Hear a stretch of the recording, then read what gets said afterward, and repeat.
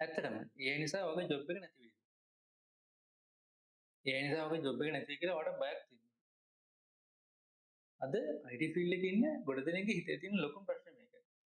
ඔයා ඩෙවලොපර් කෙනෙක් නම්, ස්ටුඩන්ට් කෙනෙක් නම්, එහෙම නැත්නම් IT ෆීල්ඩ් එකට එන්න ඉන්න කෙනෙක් නම් ඔයාටත් මේ ප්‍රශ්නේ ඇති. තව අවුරුදු කිහිපයකින් AI අපේ ජොබ් රිප්ලේස් කරයිද? ඇත්තටම අපි බය වෙන්න ඕනේද? AI එක්ක software engineering වල අනාගතය මොනවා වගේ වෙයිද? මේ වීඩියෝ එක ඉවරනකම් බලන්න. ඒ ප්‍රශ්න වලට පැහැදිලි උත්තරයක් ඔයාලට හොයාගන්න පුළුවන් වෙයි. එහෙනම් අපි යමු වීඩියෝ එකට.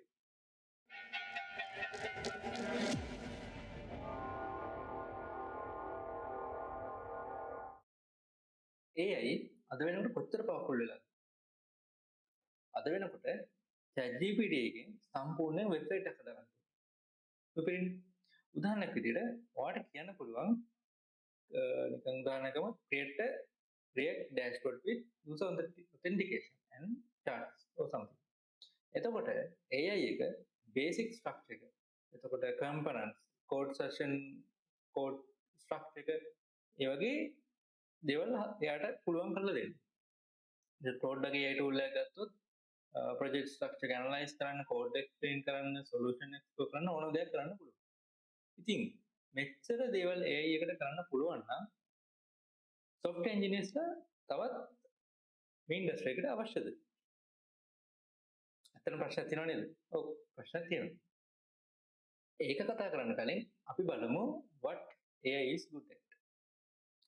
ඇත්තටම AI එක ගොඩක් දේවල් වලට excellent. විශේෂයෙන් boilerplate code එක. උදාහරණයක් විදිහට Spring Boot application එකම ඒකේ controller, service, repository structure ඒ වගේ file structure හදාගන්න AI එකෙන් අපිට ගෙවින්න පුළුවන්. අපි කිව්වොත් මේ ටික අපිට වෙන්න ඕන කියලා හදලා දෙනවා. එතකොට simple CRUD API එක simple. debugging කරන්න ඔයාලට help කරනවා. එන්නේ error message එකක් මොකක් හරි ඒකට දීලා ඒක possible causes සහ solution ගන්න පුළුවන්. දැනටත් ඒ වගේ කරලා ඇති. එතකොට documentation simple. repetitive task ඒ කියන්නේ එකම pattern එක නැවත නැවත කරන වැඩ ඒකට හොඳට කරන්න පුළුවන්. හැබැයි මෙතන වැදගත් ප්‍රශ්නයක් තියෙනවා. ඉතින් AI එකට කරන්න පුළුවන් නෙමෙයි මේ ඕනම දෙයක්. එම්බෙලෝ. ඔයාලා එහෙම හිතන ඇති. නෑ. ඒක එහෙම නෙවෙයි. අන්න ඒක තමයි අපි හරියටම දැනගන්න ඕන කාරණාව. ඇත්තටම එයාට බැරි දේවල් තියෙනවා. ඔව් තියෙනවා. ඒ මොනවද කියලා අපි දැනගන්න. එයයි කෝඩ් ජෙනරේට් කරනවා. හැබැයි ඒ කෝඩ් එක ලියන්න හේතුව එයාට තේරුම් ගන්න පුළුවන් දෙයක්. ඔයා කියන එක තමයි එයා ජෙනරේට් කරලා දෙන්නේ. මේක තමයි වැදගත්ම දේ. උදාහරණයක් විදිහට ක්ලයන්ට් කෙනෙක් කියනවා අපිට මෙන්න මේ වගේ ඔන්ලයින් බැංකින් සිස්ටම් එකක් හදලා දෙන්න ඕනේ. හදලා ඒගොල්ලන්ට ඕනේ කියලා. එතකොට AI එකට කියලා කෝඩ් ජෙනරේට් කරන්න පුළුවන්.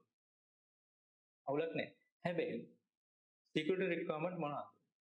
යූසර්ස්ලා ලක්ෂ ගණනක් આવත් ඒ සිස්ටම් එක හැන්ඩල් කරන්න. database design එක මොන වගේ තිබ්බොත් හොඳයි. එතකොට future මොන හරි features එකකට add කරගන්න පුළුවන් වෙයි. මෙන්න මේ decision ගන්න කවුද?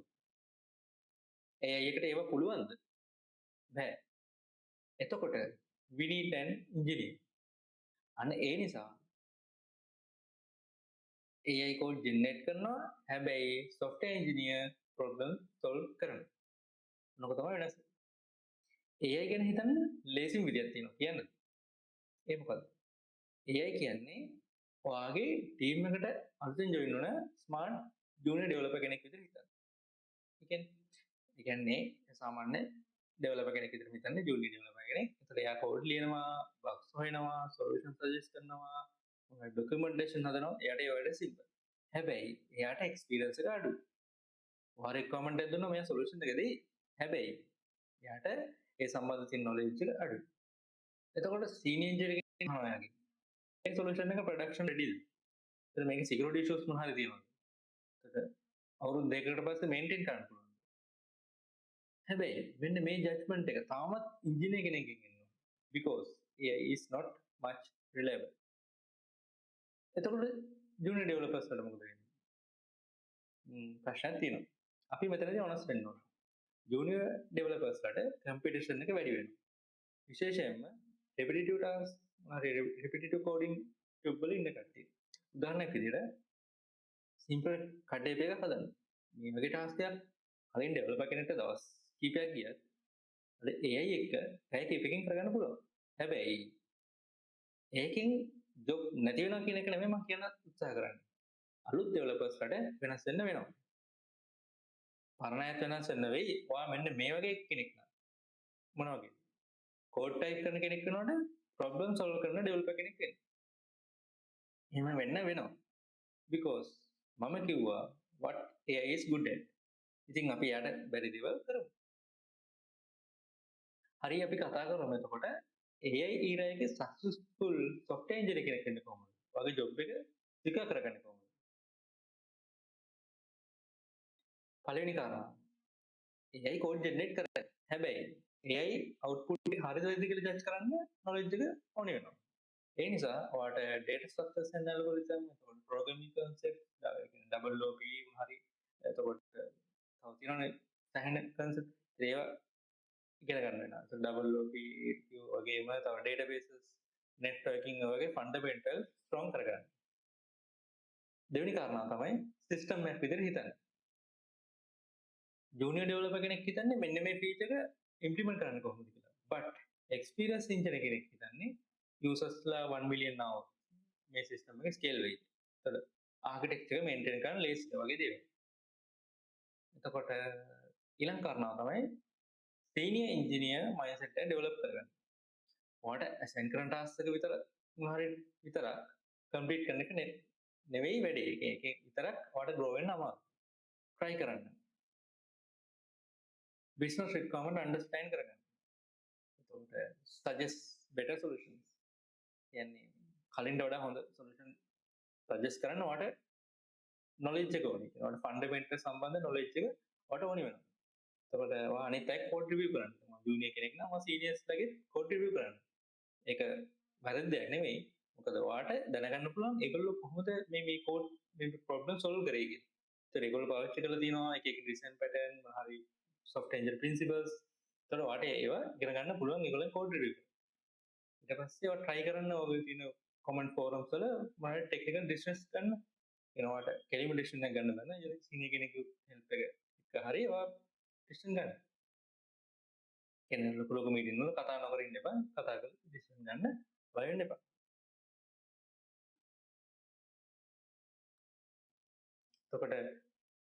එතකොට හතරවෙනි කාරණා තමයි AI එක teammate කෙනෙක් වගේ use කරන්න. AI එකෙන් code copy paste කරන්න යන්න එපා. AI එක discuss කරන්න. උදාහරණයක් විදිහට මම e-commerce system එකක් හදනවා. මේ architect එක හොඳයි. මේ database design එක improve කරන්න පුළුවන්. මේ code එකේ security issues තියෙනවා. මේ වගේ කතා කරන්න. and AI එකට task delegate කරන්න. හැබැයි final decision එක ගන්නවා. ඊළඟ කාරණා තමයි adaptable. adaptable වෙනවා කියන්නේ ඒ කියන්නේ tools වෙනස් වෙනවා. අද තියෙන මොනවාරි React තියෙයි, හෙට React නැති වෙයි. එතකොට හෙට මොනවාරි අලුත් framework එක වැඩ කරන්න වෙයි. අද ChatGPT තියෙනවා, හෙට වෙන මොකක් කර powerful AI tool එකක් එන්න පුළුවන්. හැබැයි principles වෙනස් වෙන්නේ නැහැ. ඒ නිසා learn how to learn. අලුත් දේවල් ඉක්මනින් ඉගෙන ගන්න පුළුවන් වෙන්න ඕනේ. එහෙම කෙනෙක් වෙන්න. දැන් ඔය අර කලින් මුලින්ම අහපු ප්‍රශ්නෙට ආන්සර් එක හම්බුණා. ඔයාගේ ජොබ් එක ඇත්තටම රිප්ලේස් වෙයි. දැනගන්න එහෙම රිස්ක් එකක් තියනවාද? ඔයා එහෙම රිස්ක් එක දින්නේ. ඔයාගේ එක්ස්පීරියන්ස් එක ෂෙයා කරගන්න. අලුතෙන් IT ෆීල්ඩ් එකට ජොයින් වෙන කෙනෙක්ටත් ඒ වගේ දේවල් වැදගත් වෙයි. කමෙන්ට් කරන්න. AI නිසා ඔයාගේ ජොබ් එකට වෙච්ච මොනවාරි බලපෑමක් තියෙනවා නම් ඒවත් කමෙන්ට් කරන්න. එතකොට අනිත් අයටත් ඒ knowledge එක ෂෙයා වෙනවා. හරි. අද කතා කරන්නේ එච්චරයි. අපි ආයෙත් වීඩියෝ එකකින් හම්බෙමු. තව AI related ප්‍රශ්න මොනවා හරි තියෙනවා නම් ඒවත් කමෙන්ට් කරන්න. subscribe කරලා නැති අය subscribe කරන්න. එහෙනම් next වීඩියෝ එකකින් හම්බෙමු.